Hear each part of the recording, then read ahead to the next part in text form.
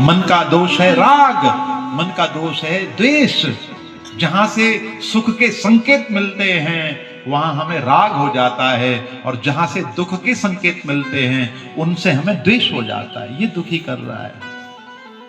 तो राग द्वेष को मिटाने का साधन ये स्थूल, ये विराट का ध्यान जो कुछ भी है, और दूसरा सूक्ष्म ध्यान वो हृदय में, कि उसको हम अपने हृदय में सूक्ष्म करके ले आए। और जब वो यहाँ करके बैठ जाए लड्डू गोपाल के रूप में, सबसे पहले फिर उसके चरणों को ध्यान करें, चरणों का ध्यान करें। जब ध्यान सिद्ध हो जाए तो थोड़ा घुटनों का, फिर वो ध्यान सिद्ध हो जाए, फिर थोड़ा जो है उनके उरु का, फिर नाभि का, फिर वक्षस्थल का, फिर मुखमंडल का, और फिर संपूर्ण ध्यान।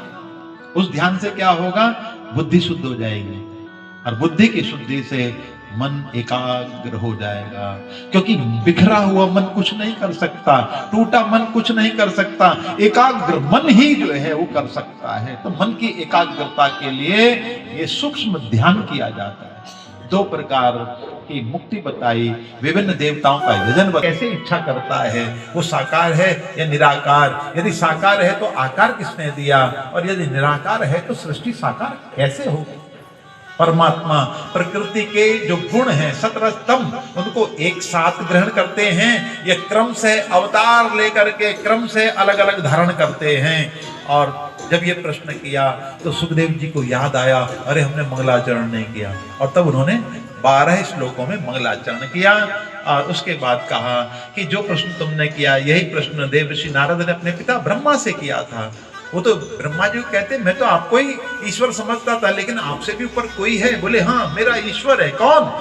और तब वहां ब्रह्मा जी ने नारायण की कथा सुनाई और कह दिया कि मेरे नारायण ने मुझे आज्ञा दे दी थी कि आप सृष्टि की रचना करो। मैंने कहा मैं बंधन में पड़ जाऊंगा, तो उन्होंने चतुश्लोकी भागवत का ज्ञान मुझे दिया। इस चतुश्लोकी भागवत 4 श्लोक में है।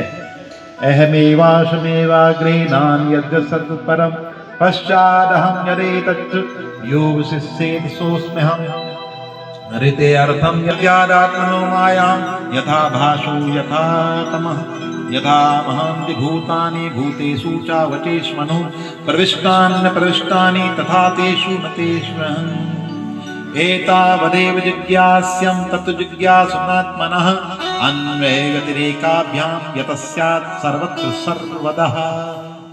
ये चतुश्लोकी भागवत है, लेकिन वेद व्यास जी ने इसका विस्तार कर दिया था, इसलिए 18,000 श्लोक, इसलिए 12 स्कंद, इसलिए 335 अध्याय।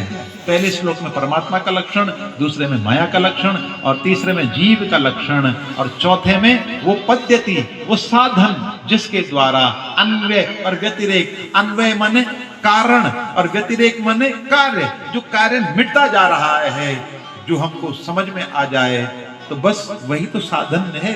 हमारे जीवन में हम छोटे से लेकर बड़े तक कहते गए मैं, लेकिन बाल्यावस्था में मैं कहा तो बाल्यावस्था चली गई, युवान अवस्था में मैं कहा तो युवावस्था चली गई, वृद्धावस्था में मैं कहा तो वृद्धावस्था चली गई, लेकिन जो बना रहा वो मैं बना रहा, और मैं जो है वो आत्मा का वाचक है। बस जो बचा वही तो तत्व है। बाकी जिनका व्यतिरेक होता चला गया वो सब कार्य थे, वो कार्य मिटते चले गए। मानो जो बना हुआ है, जो कारण है, वो मैं है, वो आत्मा है। और बस इसी पद्धति से, इसी साधन से जीव परमात्मा को प्राप्त कर सकता है। 10 लक्षणों वाली ये भागवत है, और बस ये 10 लक्षणों से युक्त जो भागवत है, इसकी चर्चा हम कल पुनः है जो है 2:30 बजे से और 5:30 बजे तक करेंगे। एकादशी कीर्तन मंडली के द्वारा इस भागवत कथा का आयोजन, और आप सभी बड़े श्रद्धा और विश्वास के साथ कथा का श्रवण कर रहे हैं, बड़े मनोयोग के साथ। लेकिन यदि आप समय पर थोड़ा आ जाएंगे तो और भी अच्छा रहेगा।